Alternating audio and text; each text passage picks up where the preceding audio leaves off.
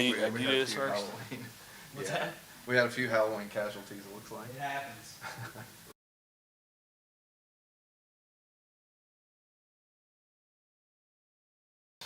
All right. We're good, Rob, when you are. All right, good morning and welcome to our weekly App State football press conference with head coach Dowell Loggains. The Mountaineers host Georgia Southern this Thursday night at 7:30 on ESPN2. Coach Loggains will give us an opening statement, then we'll take questions from media.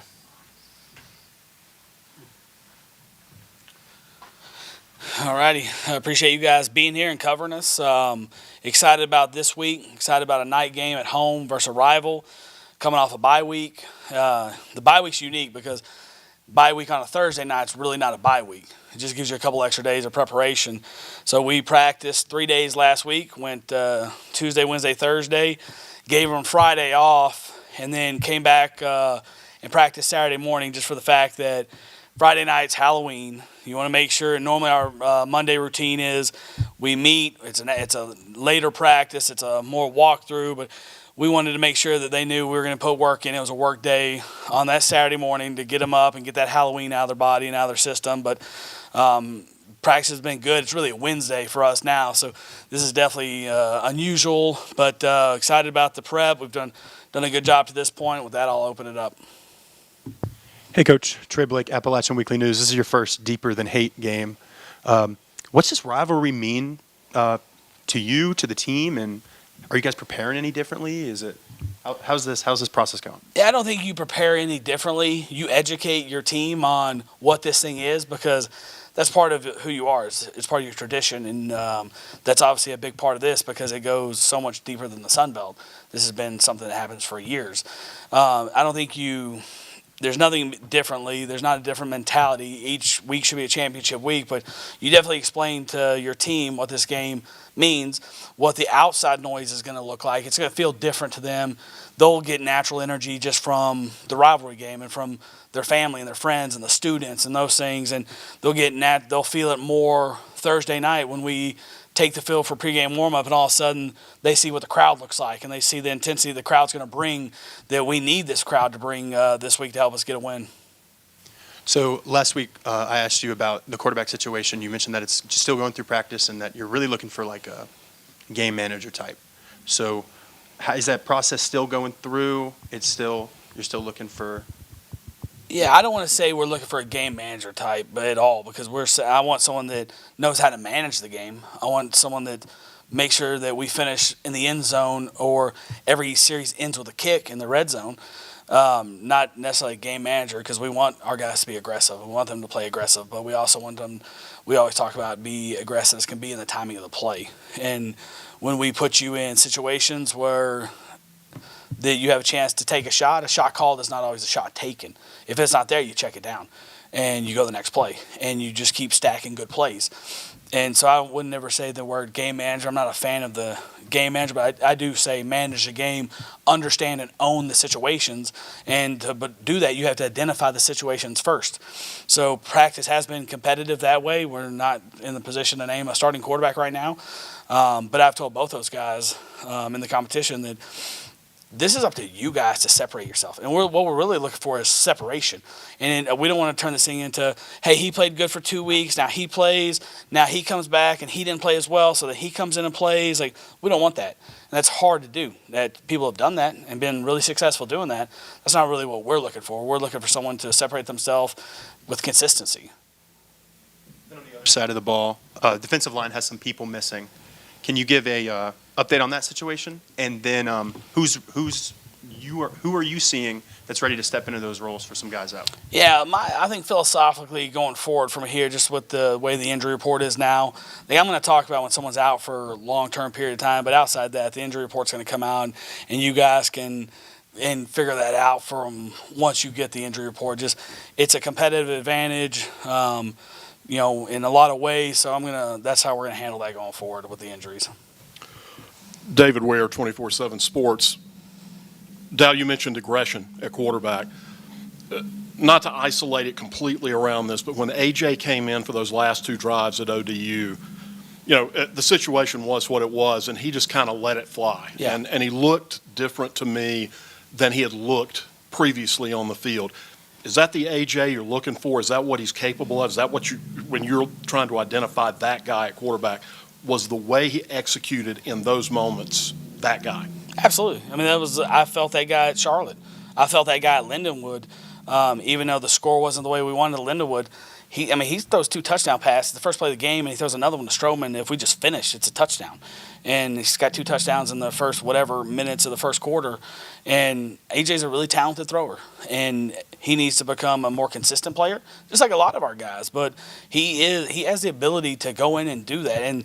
But you also, as a competitor, as a football player, and as a coach, like, we don't want movie trailer players.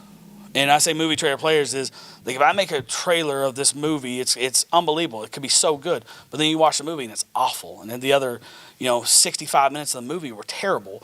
But those 5 minutes were elite. That's where consistency comes in. And that's what we want from AJ and JJ is both of them are talented guys, but it's the consistency. The splash is in the box score, not necessarily the highlights. And they're both capable of making those wow plays, and they've done a nice job this year doing that. But we're looking for consistency at that position. Looking at Georgia Southern defensively, they've really struggled against the run this year. I have to think that that's going to factor into play calling and maybe bring some added balance to that part of your attack this week. Yeah, always you want to be able to run the football and create balance. Sometimes balance becomes different playmakers touching the ball. I don't always define it as run pass. If we would have played with balance against ODU in the second half, then we would have been beat worse than what we were. The aggressiveness allowed us to get back in the game, and you want a variety of people touching the ball. So the balance comes a lot of different ways. Some of their stuff that they've given up is from running quarterbacks, and when you look at the success and some of the success people had against them in the run game, it is because of the running quarterback. Obviously, that's not our style of play. That's our player strength. So we always want to be able to control the line of scrimmage. I think is more important for us on both sides of the ball, and being able to run the ball when we need to, protect the way we need to protect, and then we create balance that way with how we attack. As you look at them on the offensive side of the ball and what you guys are going to have to defend, I see some things that you saw at ODU. They like to get out on the perimeter. They like to create those one-on-one situations. They're going to try to get you helmet to helmet in terms of the numbers out there. How much of what you experienced at ODU can you apply against what you're going to face versus Georgia Southern? I think each week you start over. You don't start over with the fundamentals and techniques, but you start over with what it takes to win each game. While there may be some similarities, it's still Coach Helton is still a pro-style guy with spread elements into the offense. He creates conflict differently than ODU did. They do play well on the perimeter. They do have Coach Helton's toughness, but it's different. So the technique needs to be the same. Like, we tackled a lot better against ODU than we did the week before, but there's still things that they're going to attack us in different ways than ODU did, and we have to be ready for that challenge. As you head down the stretch run here, you had so many new faces come into the program, coaching staff and players alike, and I know finding those locker room leaders, those voices among the players, was something that was going to be ongoing. Where do you feel like you are with that right now? Do you feel like that group has kind of established themselves as the leaders of the player-led group? Not yet. I don't. I think that everyone's starting to understand the expectation and the standard, which you're still creating.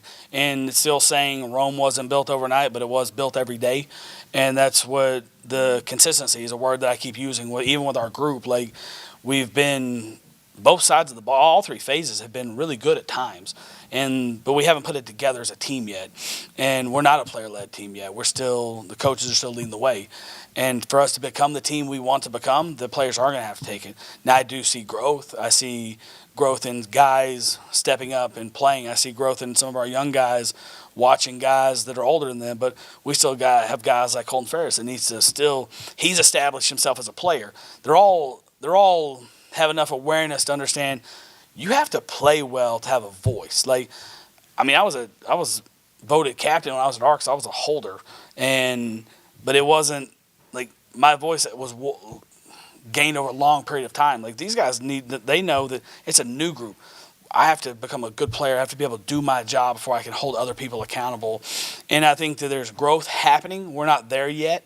I do love our young nucleus of players that we're going to have to work really hard to keep through the transfer portal and all this other stuff. But I also think they're very appreciative of the culture we're creating. It's different than it was in the past, and I think they see that those changes and those things. I don't want to speak for those guys, but even through the leadership council meetings and those things, like I think they understand the vision more than they did now. But we're not there to where I would say we're a player-led team at all. But I do see growth. Coach, I'll wrap up with two from back here.